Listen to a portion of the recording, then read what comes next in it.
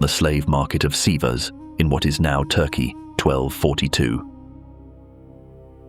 A boy of around 12 is standing on a block. He is Cuman by birth, from the steppe peoples of Central Asia, taken in a Mongol raid. He is sold for 800 dirhams, a low price. The merchant who bought him will try to return him. The boy has a cataract in one eye, a physical defect that could void the sale under Islamic law. The seller refuses the return. The boy stays sold. His name at this point is unknown to us. He will be given a name by the man who eventually keeps him, Baybars. It means Panther Prince. From this sale, this rejected return, this price of 800 dirhams, will come the end of the Crusader presence in the Holy Land.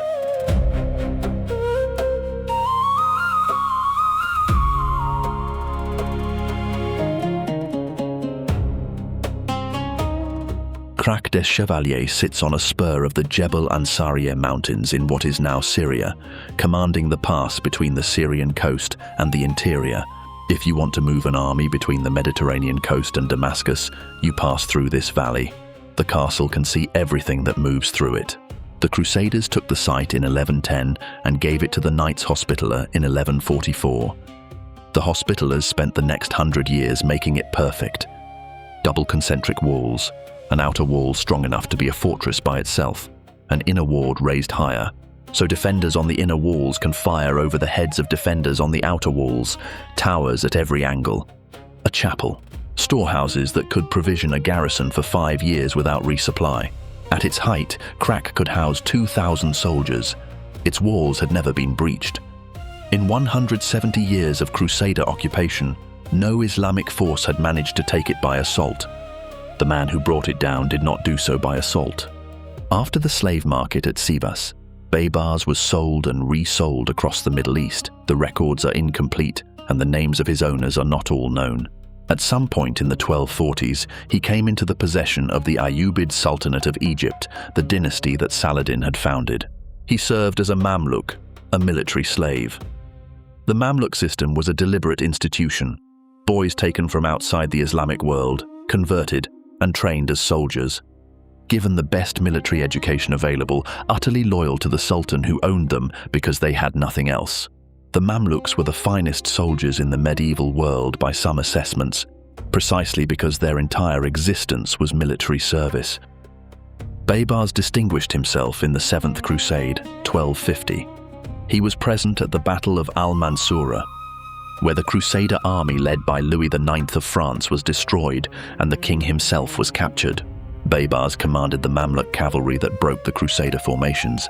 In 1260, Baybars and other Mamluk commanders assassinated the Sultan Qutuz, stabbed him in a dispute over the division of conquered territory.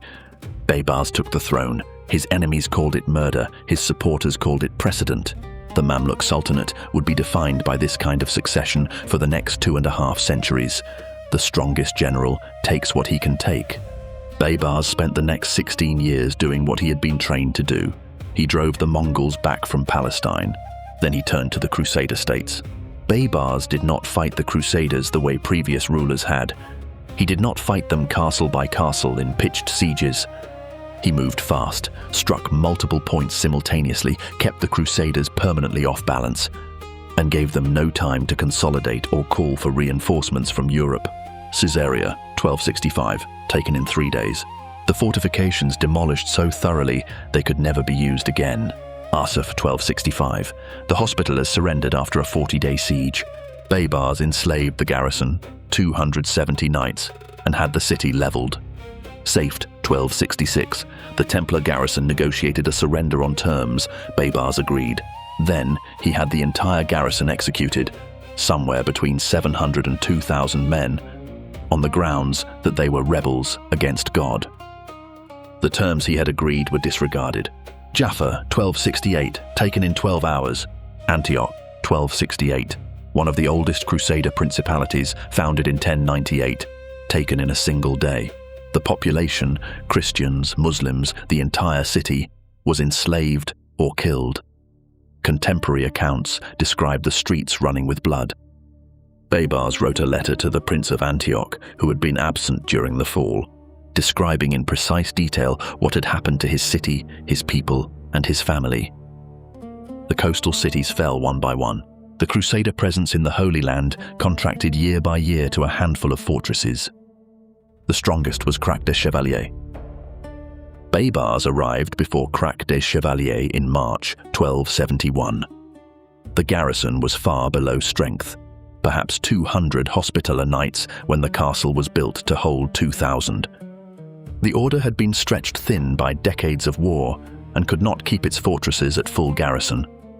The siege lasted 4 weeks. Baybars took the outer ward by assault, a genuine military achievement. His engineers breached the outer wall. The garrison fell back to the inner ward, the higher and stronger fortification, and held. The inner ward was not going to fall quickly. The garrison had food, water, and walls that had not been breached in a century of attempting. They could wait for a relief force. No relief force was coming. Baybars sent a letter into the castle. The letter purported to be from the Grand Commander of the Hospitallers in Tripoli, the garrison's own commander, authorizing surrender on terms. The terms were honorable. The garrison could leave with their lives and their weapons escorted safely to Tripoli. The letter was a forgery.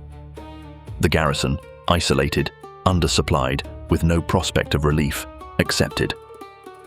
On April 8, 1271, the Hospitallers marched out of Crac des Chevaliers. Baybars honored the terms of the forged letter. The garrison was escorted to Tripoli. 170 years of Crusader occupation ended. Not with the garrison dying on the walls, but with them walking out through a gate. It was the last castle standing because Baybars had already taken everything else. The military history of Crac des Chevaliers centers on the castle. The human history centers on the people who lived in its shadow. The valley below Crac was inhabited. Christian and Muslim villages, farmers, traders, the population that any military installation generates around it. When the Hospitallers controlled the castle, they taxed the population of the valley. When Baybars took the castle, the population of the valley changed hands. The Crusader period in Syria and Palestine was not a war between two armies. It was 2 centuries of population displacement, massacre, and survival. The historical record gives us the names of the battles. It does not give us the names of the people in the villages. Baybars died in 1277 from fermented mare's milk he drank at a celebration, or possibly from poison administered by his enemies. He left a letter, not the forged one, a real one, to his son. It describes the proper administration of the Sultanate, the importance of justice. It is the letter of a man who understood power because he had been powerless. Crac des Chevaliers stands in Syria, preserved and intact. It is a UNESCO World Heritage Site. Fighting returned to its walls in 2012 for the first time since 1271. The castle survived. The village at its base was damaged. The forged letter is what people remember. The real story does not fit in a sentence. The castle is still there. The people who lived in its shadow left fewer traces.